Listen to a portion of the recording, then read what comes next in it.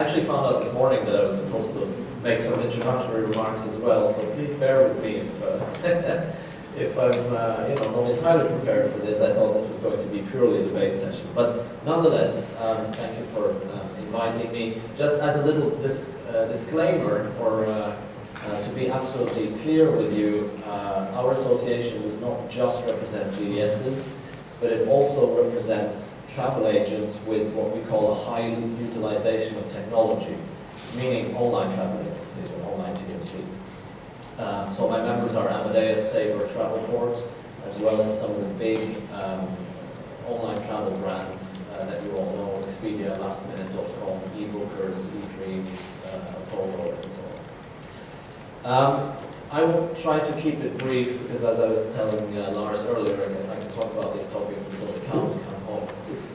I think we live in a very, very interesting time in this travel industry. We have a number of factors that are causing a transformation. Some may call it revolution. I think the airline industry would love to see a revolution. Others call it evolution. I think it's inherent in humankind that we evolve rather than have revolution. When you look at our value chain, I think what is interesting to see is that some of the boundaries that were traditionally there are starting to break down. We used to have a supplier community: airlines, hotels, car rental companies, rail. We used to have the GDS, which was the transaction aggregator, and then we had the travel agents. Those boundaries are breaking down, and we have to be honest about it. I think technology has been an accelerator of bringing those boundaries down. So travel agents or online travel agents are at the same time also becoming a type of distribution aggregator, and the direct connects between travel agents and suppliers to an extent manage to bypass distributors, and all of that is in fact largely thanks to technology. I'd like to take up a point. I haven't really structured this too systematically. I just want to put out a couple of points for thought out there, and then we can, Jenny is very good at distilling the important issues out of that, so I'll leave that up to John. John mentioned earlier the cost versus the value of distribution. I think it's a very, very fascinating debate. Our supplier community, and first and foremost the airlines, have, in my view, been much too focused on the cost of distribution, and purely looking at what it costs to distribute a ticket, without qualifying the value of it, the yield of it, without qualifying the individual customer. The bean counters among the airline executives have focused very much on cost. And we have to face it, it's been the airline industry has been an industry which has been subject to numerous pressures over the last years. They have had great trouble staying in business. I think we see some improvement. I think consolidation has led to better operational results in the airline industry. So we may see their rhetoric change a little bit as well in the future.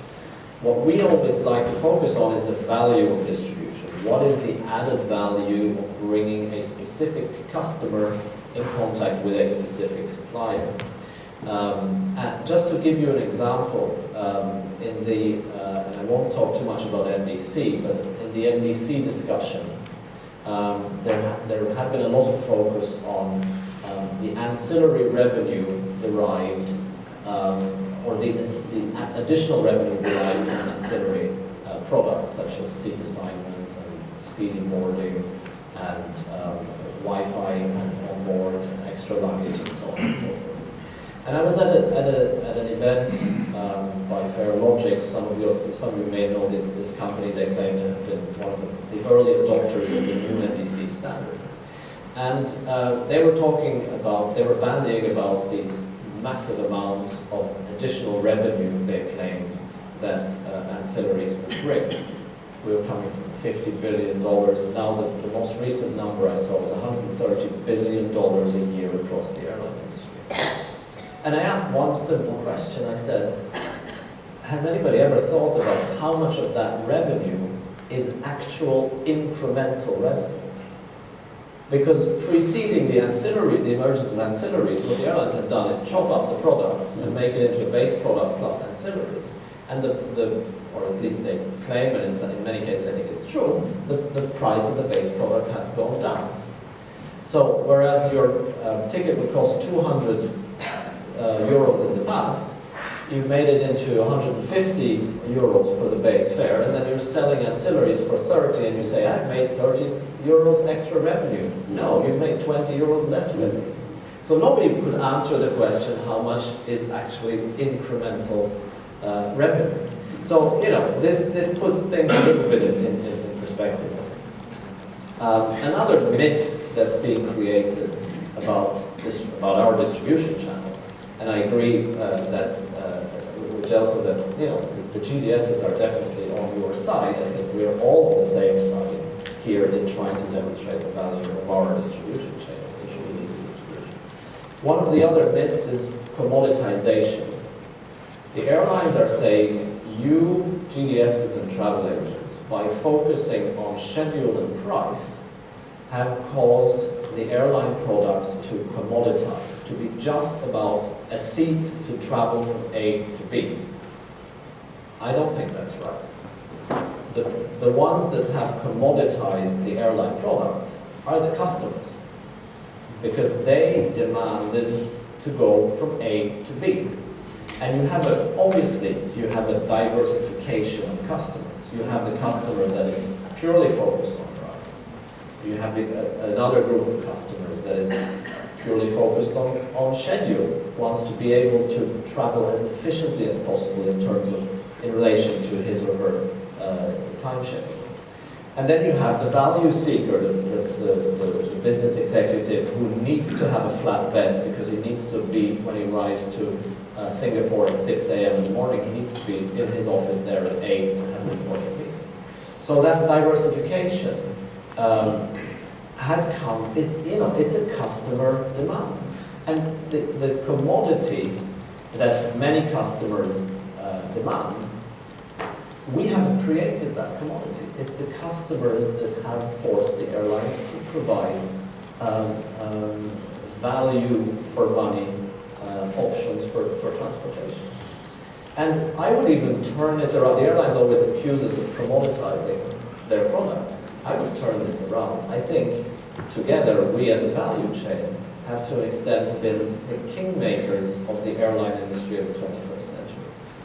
Would we have, when you look at an A380 going from Frankfurt to Dubai on to Sydney, of those 600 seats, let's say, 400 seats are economy seats. A lot of these people are students, backpackers, people traveling home to see their family.